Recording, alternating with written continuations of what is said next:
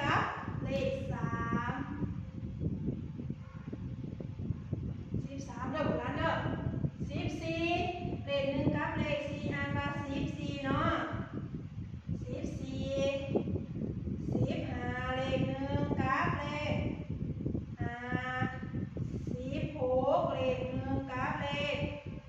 6เด้อบุรันเด้อจื่อไว้เด้อ2โต๊ะเพื่อนเป็นหัว10เนาะ16เลยต้องเป็น17บ่17 10หยังต่อไป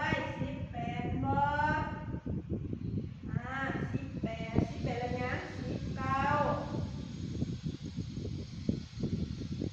เป็นหยังหวาน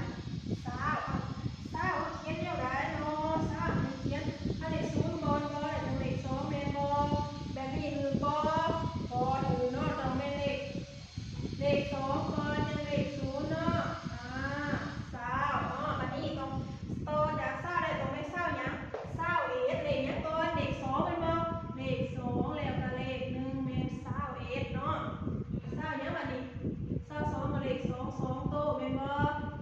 2323เป็นหยัง24เนาะ24แล้ว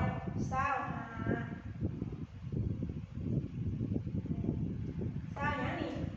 25แล้วต้องเป็น26เนาะเลข2กับเลข6 26 27แม่นบ่27เลข2กับเลข7 27 28เลข2กับเลข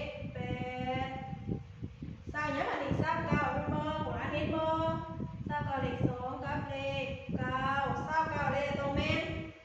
30เนาะโบราณ30เลข3เนาะเลข3กับเลข030เนาะโบราณเรียนอยู่บ่โบราณคันสักพวกโบราณเขียนเองโบราณเขียนได้บ่โดยโบราณเขียนเองเด้อบัดนี้เฮามาอ่านนำกันเนาะ1 2 3 4 5 6 7 8 9 10 11 12 13 14 15 16 17 18 19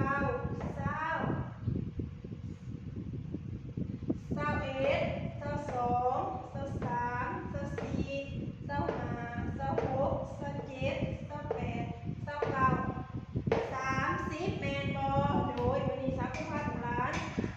เขียนเนาะเขียนแล้วก็อ่าน1ฮอด30ผู้ร้านแอบเด้อบ่แม่นมาอยู่เฮือนแล้วผู้ร้านสิบ่เฮ็ดหยังเนาะบ่แม่นว่าสิเล่นแต่โทรศัพท์หลายเนาะผู้ร้านลินได้อยู่แต่ว่าต้องเรียนก่